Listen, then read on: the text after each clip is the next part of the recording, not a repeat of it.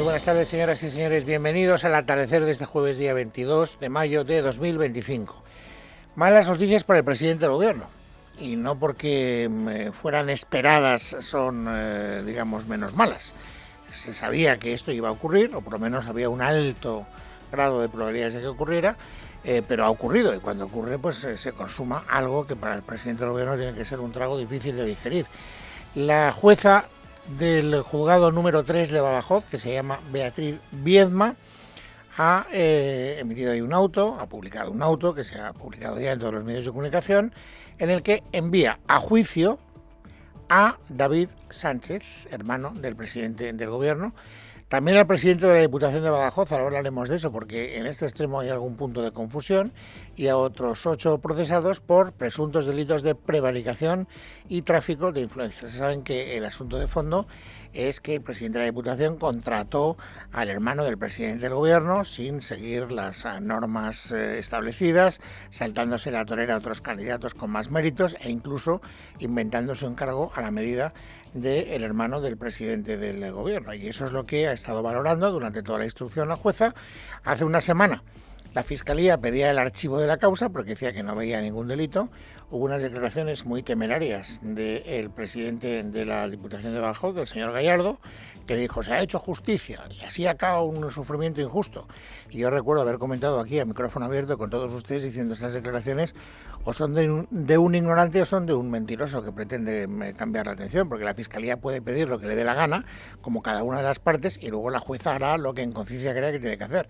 Y lo que ha hecho la jueza en conciencia hoy es enviar a juicio a el hermano del presidente del gobierno y también a los otros 9,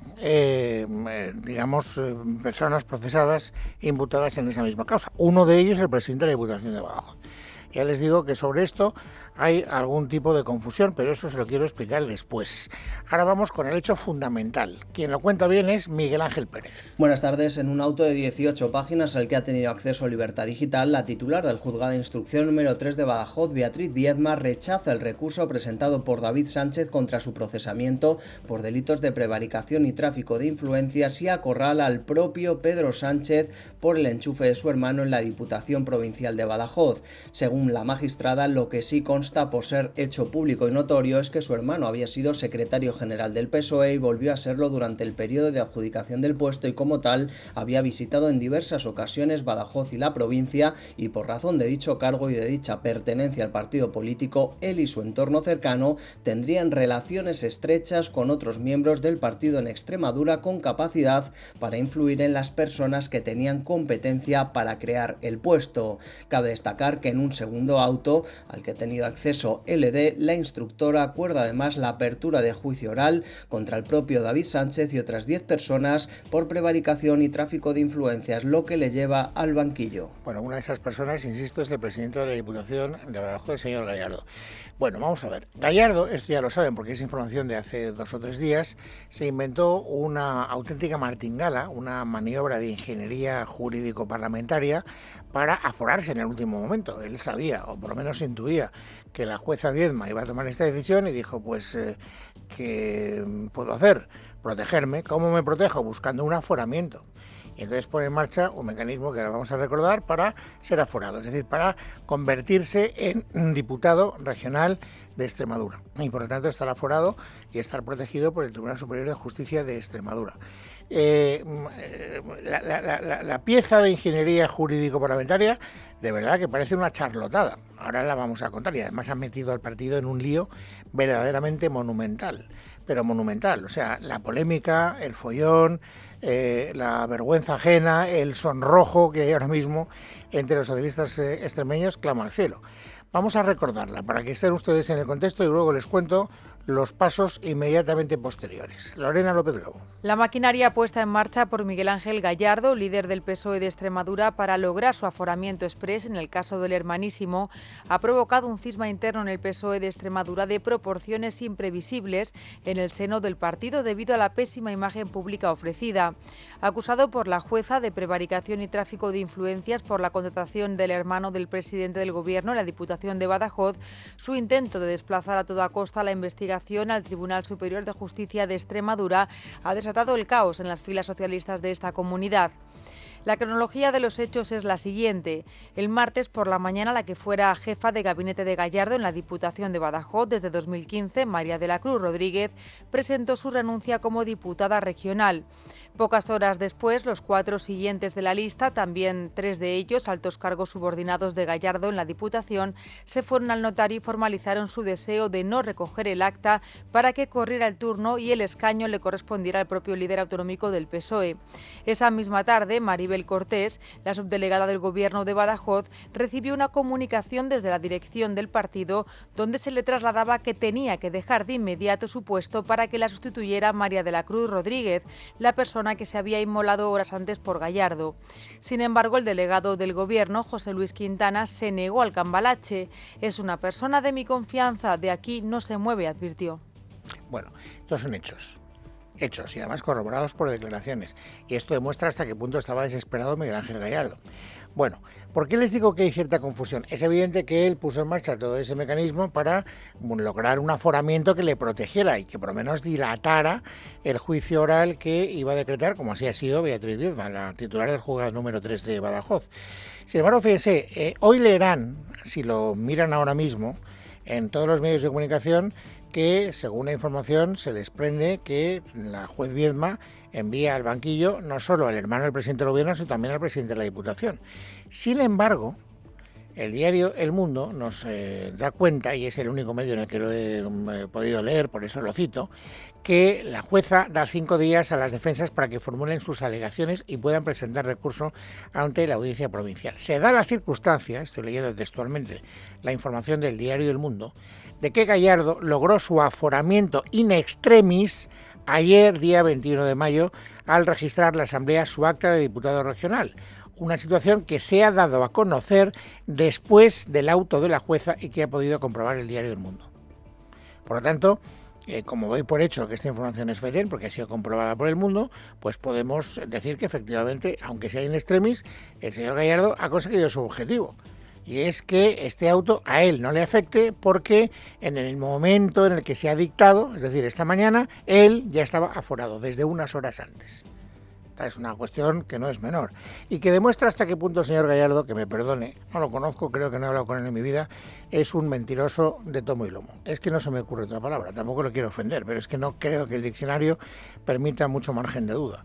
Fíjense, él cuando le han estado preguntando a propósito de toda esta ingeniería que ha puesto en marcha para lograr el aforamiento, ha contado 2 trolas verdaderamente monumentales, catedralicias. La primera, que la mujer de su confianza, que trabajó con él en el gabinete, que era diputada y que tenía que dimitir para poder hacer que corriera la lista en 5 puestos y que él llegara a ser diputado provincial de Extremadura, no ha recibido nada a cambio, lo ha hecho gratis et amore.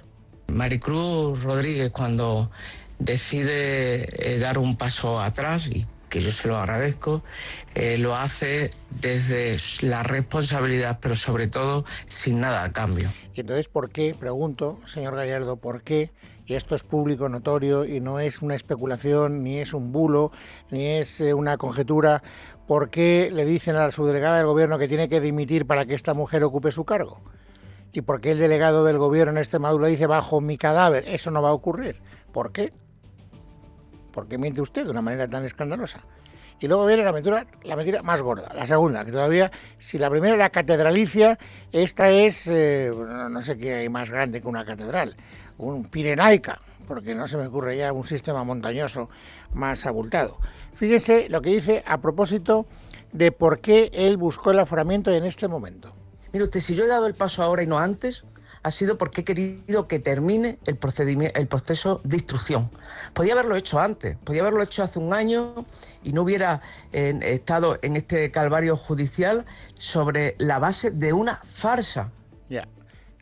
Si usted hubiera esperado a que terminara el proceso de instrucción, hubiera esperado al auto que hoy se ha conocido.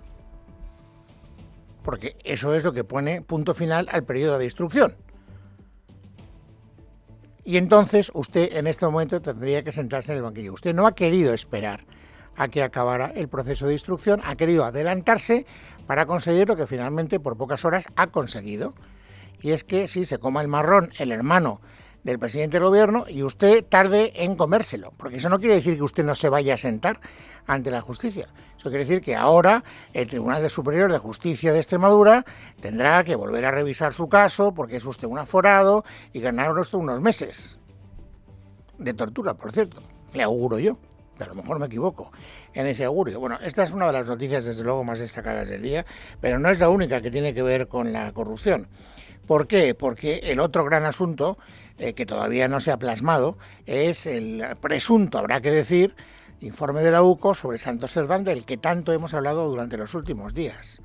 Bueno, resulta que Santos Cerdán sabe que ese informe se está fabricando y ya sabe, aunque solo sea por las filtraciones periodísticas, que algunas de las cosas que se dicen en ese informe comprometen gestiones que él hizo en Navarra para interesarse, a cambio, se supone, esto ya sí que es una mera conjetura, de algún tipo de contraprestación, algún tipo de, en fin, de astilla, se decía en mis tiempos, de manera coloquial, pues algunas obras públicas pudieran ponerse en marcha.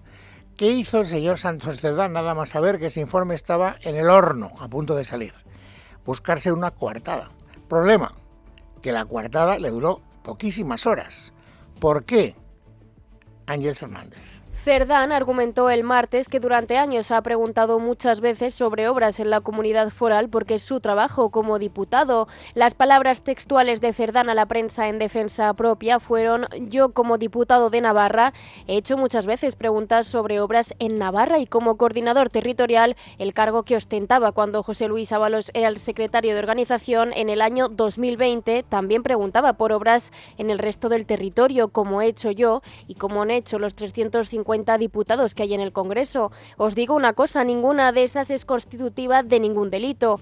Pero horas después Onda Cero desveló que no era cierto. En su historial como diputado no consta ninguna pregunta oral ni escrita al Gobierno sobre infraestructuras navarras hasta, curiosamente, el 9 de mayo, cuando de golpe registró 5, es decir, cuando su nombre ya estaba en la picota y un día después de que Sánchez y la vicepresidenta María Jesús Montero se reunieran con él en la Cámara Baja para hablar de lo que podría tener o no la UCO sobre él. Hasta el 9 de mayo ninguna pregunta, hoy es 22, cuando ya el rumor estaba en la calle. Esta es la coartada que ha querido fabricar Santos Cerdán para protegerse con carácter preventivo, de un informe que todavía no ha visto la luz.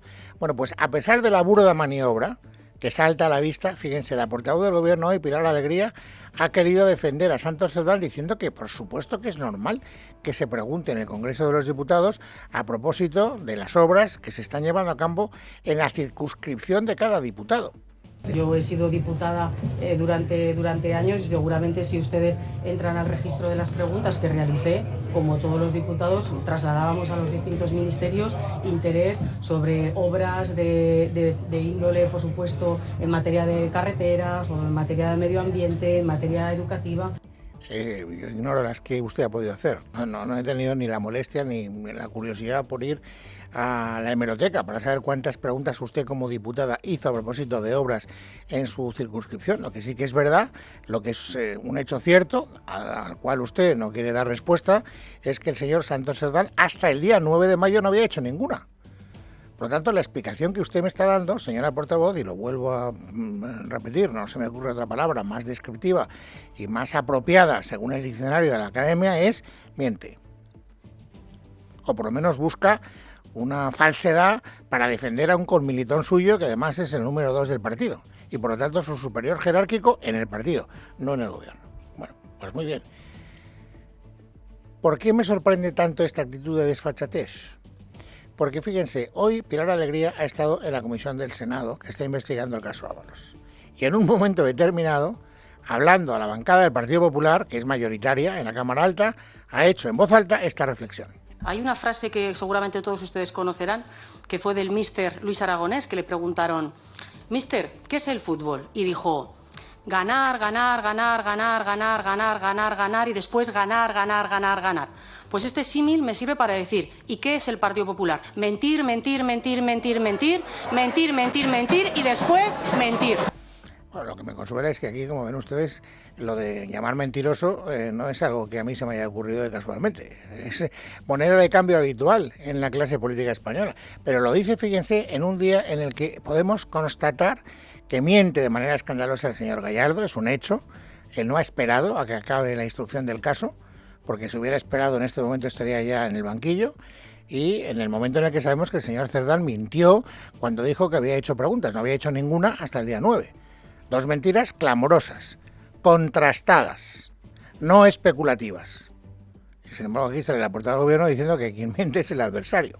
Bueno, no lo sé. ¿Ella habrá dicho la verdad o no habrá dicho la verdad? Cuando le han preguntado a propósito de la juerga que organizó Ábalos en el parador de Teruel, en un momento en el que ella estaba alojada en ese parador. No lo sé, no tengo ni idea. Lo que sí que sé es que ella afirma categóricamente que el festejo con sobrinas en el parador es una invención y que jamás se produjo. Jamás tuve conocimiento de una existencia de esa fiesta, jamás escuché absolutamente nada, jamás vi absolutamente nada. Y hombre, también le tengo que decir, entiendo que no escuchase ni que no viese nada, porque es que no se produjo nada tal y como reconoció el propio director de paradores el lunes en la comisión. Esto es lo que ha dicho ella y por lo tanto esto es lo que yo tengo que reproducir sin poner en cuestión su veracidad o su falsedad, porque no tengo ningún elemento de juicio para sostener ni una cosa ni la contraria. Bueno, cambiando el tercio. Hoy ha habido una reunión muy importante que se ha hecho esperar mucho en el tiempo, pero más vale tarde que nunca, porque el presidente del gobierno ha ido a Valencia a entrevistarse con 3 de las asociaciones de víctimas de la Dana que se produjo desgraciadamente el 29 de octubre pasado. La reunión ha debido ir bien. ¿Por qué? Pues porque los portavoces de esas asociaciones, una vez que ha terminado la reunión, han hablado. Rosa Álvarez es la portavoz de la asociación Víctimas Mortales 29O. Lo que he dicho, ha sido una reunión muy fructífera. Hemos llegado a una serie de compromisos que vamos a tratar un poco cada una de las 3 asociaciones según un poco la especificidad de cada una de nuestras asociaciones. Luego tendremos la oportunidad a partir de las 4:30 de hablar con algunas de las personas que han estado en esas reuniones y podremos entrar en detalle porque esta es una de las materias informativas que a mí más me interesan. Es verdad que con carácter previo se habían producido declaraciones políticas del principal partido de la oposición, que en Valencia gobierna, porque es el Partido Popular. ¿Qué ha dicho Feijóo de la reunión antes de saber cómo había terminado? Escuchen. No, el presidente desde que se fugó de Paiporta, dejando al jefe de Estado solo, ya era hora, ¿no?, que tuviese algún interés por Valencia. Y sería bueno, si queremos honrar a las víctimas, primero que investiguemos a fondo qué es lo que ha pasado, afecte a quien afecte, y segundo, que el Gobierno de España traslade a la Generalitat de Valencia la ayuda imprescindible para la recuperación, y lo que está haciendo el Gobierno es estrangular la capacidad financiera de la Generalitat Valenciana. Fíjense que una subordinada dice que hay que llegar al fondo de la cuestión, caiga quien caiga. Es decir, que no, si lo interpreto bien, no descarta que alguna responsabilidad pudiera salpicarle al gobierno autonómico que preside Carlos Mazón, que también ha hablado, por cierto, antes de la reunión del presidente del gobierno con las asociaciones. Primero, para decir lo mismo que el señor Feijóo, es decir, que las ayudas del gobierno están bloqueadas y que la Generalidad no tiene capacidad de reacción porque le estrangula el gobierno de Madrid. Y en segundo lugar, para responder a una crítica que está recibiendo. Digo, oiga, el señor Sánchez ha tardado mucho en reunirse con las asociaciones, o por lo menos con algunas de ellas, pero es que usted también es una persona que se caracteriza por reunirse poco con las asociaciones. Acusación que no le ha terminado de gustar y que ha replicado de esta manera. Yo les reitero a todas nuestro ofrecimiento. Yo he tenido reuniones personales, yo y miembros de mi gobierno, personalmente con desaparecidos, con víctimas particulares. Cuando han querido hacer pública, como fue el caso de esos desaparecidos, se ha hecho también. Las puertas abiertas de manera permanente. Si quieren reunión privada, privada. Si quieren reunión pública, pública. Bueno, y luego otro asunto que tiene su origen en una información internacional, pero que está originando también un debate interno no pequeño. Saben ustedes que 2 jóvenes empleados de la Embajada de Israel de Estados Unidos fueron asesinados anoche en las puertas del Museo Judío de Washington, donde se celebraba una fiesta. El autor de los disparos es un hombre de 30 años de Chicago llamado Elías Rodríguez. Ese acontecimiento ha traído mucha cola. Sabemos algo más de lo que pasó, y lo sabemos porque lo ha contado la jefa de Policía Metropolitana del propio Washington, se llama Pamela Smith. Creemos que el detenido actuó solo, se acercó a un grupo de 4 personas, sacó una pistola y abrió fuego, hiriendo a nuestros 2 fallecidos. Tras el tiroteo, el sospechoso entró en el museo y fue detenido por la seguridad del evento. El sospechoso coreó Palestina libre mientras estaba siendo detenido. Palestine while in custody. Esos gritos, por cierto, fueron grabados. Free, free Palestine! Free, free Palestine! Bueno, ¿qué ha dicho el gobierno israelí de estos acontecimientos? Hoy ha hablado el ministro de Exteriores de Israel, que se llama Gideon Sa'ar, y ha hecho también en voz alta esta reflexión. Esto es lo que pasa cuando los líderes del mundo se rinden ante la propaganda terrorista palestina y la alimentan. Además, con las declaraciones en las que culpan a Israel en lugar de a Hamas.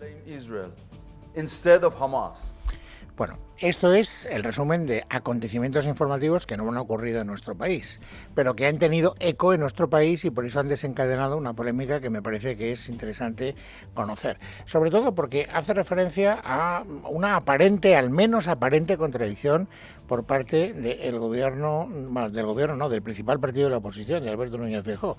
El gobierno está claramente alineado con la causa palestina y está absolutamente alineado en contra del gobierno de Netanyahu. Saben que están diciendo que Israel se ha convertido en un Estado genocida.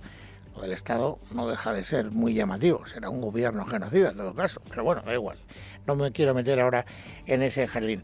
Lo cierto es que en el Partido Popular se están escuchando voces que no son demasiado sincrónicas. Unos van en una dirección y otros van en otra. Y tal vez por eso hoy Alberto Núñez Feijóo ha querido tratar de mantener una posición prevalente y fijar una posición unívoca, no equívoca, por parte del principal partido de la oposición. El problema que inició todo este disparate ha sido una organización terrorista. Si olvidamos esto, no vamos a enfocar bien la cuestión. Dicho esto, es evidente que el gobierno, no el Estado, el gobierno de Israel está siendo absolutamente desproporcionado en sus actividades militares contra la población civil palestina. Bueno, y después de esta toma de posición por parte del señor Feijóo se han producido declaraciones de 2 varones autonómicos, donde se ve claramente que esa armonía que quería el señor Feijóo no se ha terminado de conseguir.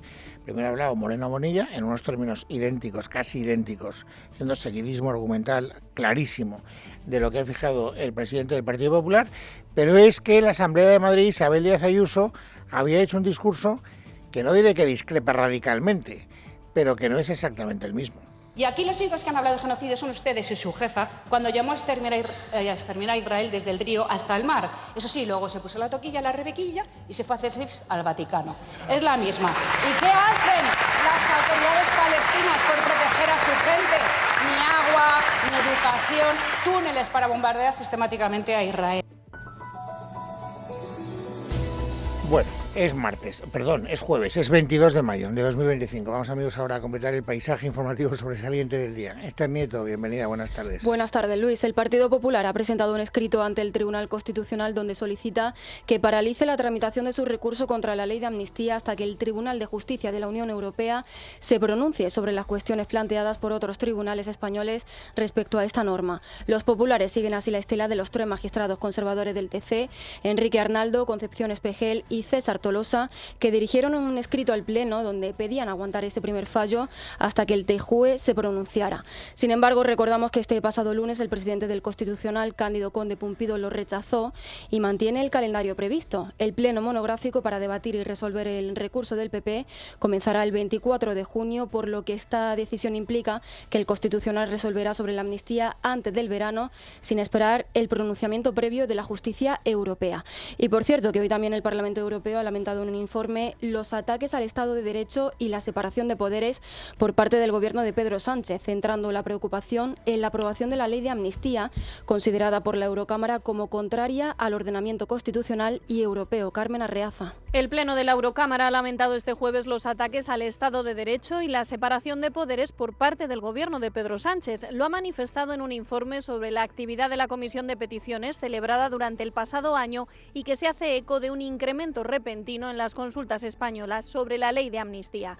Una llamada de atención que llega como resultado de una enmienda presentada por Vox en el Parlamento Europeo y que ha salido adelante por un estrecho margen de 298 votos a favor, entre los que han estado los de los diputados del PP, y 273 en contra, junto a 15 abstenciones.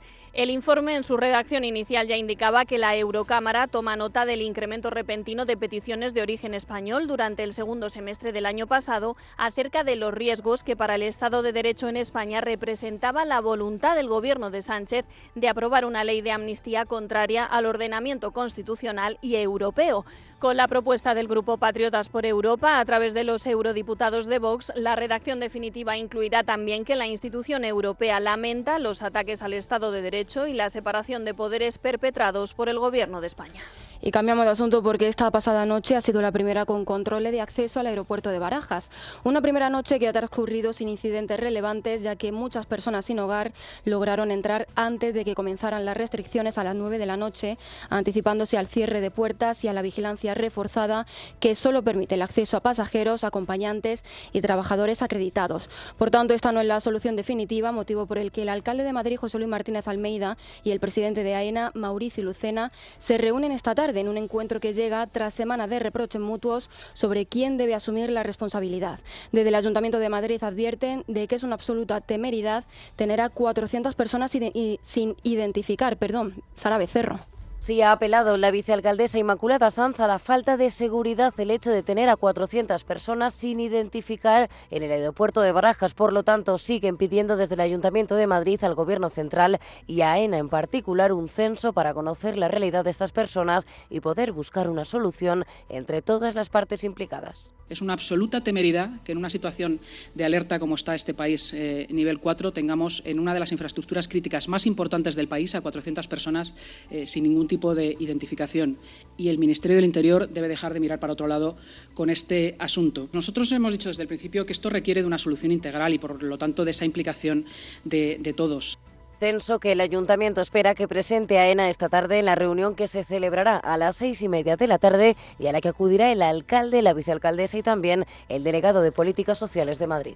Y hoy el Pleno de la Asamblea madrileña ha estado caldeado, y no solo por los momentos de tensión vividos a raíz del enfrentamiento político por la guerra en Gaza. Aparte de este agitado debate, el Grupo Parlamentario de Más Madrid ha abandonado la sala después de que el presidente de la Cámara, Enrique Osorio, retirara la palabra al diputado Hugo Martínez Abarca por criticar al Poder Judicial durante la defensa de una proposición de ley sobre la transparencia judicial. Osorio ha argumentado que en el Parlamento Regional no se va a criticar la justicia, lo que ha provocado la protesta de Más Madrid, que ha coreado libertad antes de salir en bloque de la sala. Que algunos jueces y periodistas están dando lo mejor de sí mismo, es decir, están acosando al Le llamo a la cuestión por tercera vez, ha perdido la palabra. Esto no puede ser. En este Parlamento no se va a criticar el Poder Judicial. Señor Martínez Abarca, no se va a criticar.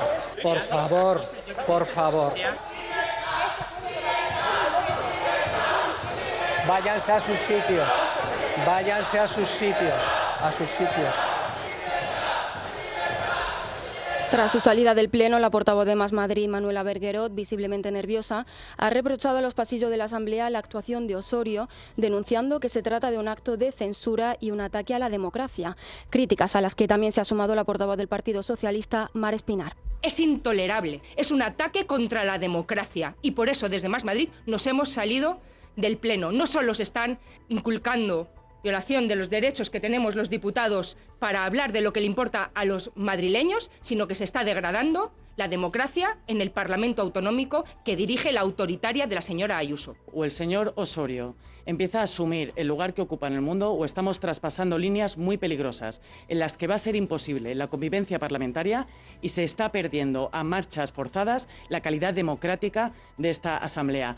Y en la crónica de sucesos, el Tribunal Superior de Justicia de Galicia ha absuelto a Alejandro Míguez, que en primera instancia había sido condenado a 10 años de prisión como cómplice del asesinato de Samuel Luiz en A Coruña, ocurrido la madrugada del 3 de julio de 2021. El tribunal considera que no existen pruebas que acrediten su participación en la agresión mortal, porque ningún testigo lo vio golpear, encararse con la víctima ni impedir que se le ayudara. Maite Garrido. Así lo ha transmitido el Alto Tribunal gallego tras la vista de apelación celebrada después de los recursos presentados por las defensas y en las que tanto Fiscalía como acusación particular y popular pidieron la ratificación de todas las condenas.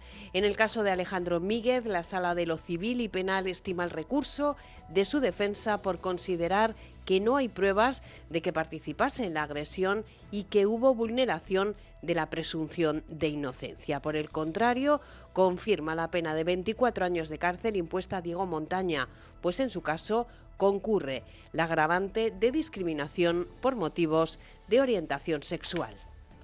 Y terminamos con deportes porque Luka Modric ha anunciado oficialmente su adiós al Real Madrid tras 13 temporadas en el club, poniendo fin a una etapa legendaria en la que conquistó 6 Champions y se convirtió en uno de los grandes ídolos del madridismo. El centrocampista croata, que deseaba continuar un año más, no entra en los planes del nuevo proyecto deportivo del club, que apuesta por una renovación generacional en el centro del campo. Modric se despedirá de la afición este sábado en el Santiago Bernabéu, antes de afrontar el Mundial de Clubes como su última competición con la camiseta blanca, y ha agradecido en un emotivo mensaje el cariño recibido y los éxitos vividos durante su carrera en el club. En Casa de Herrero, con Luis Herrero. Es Radio.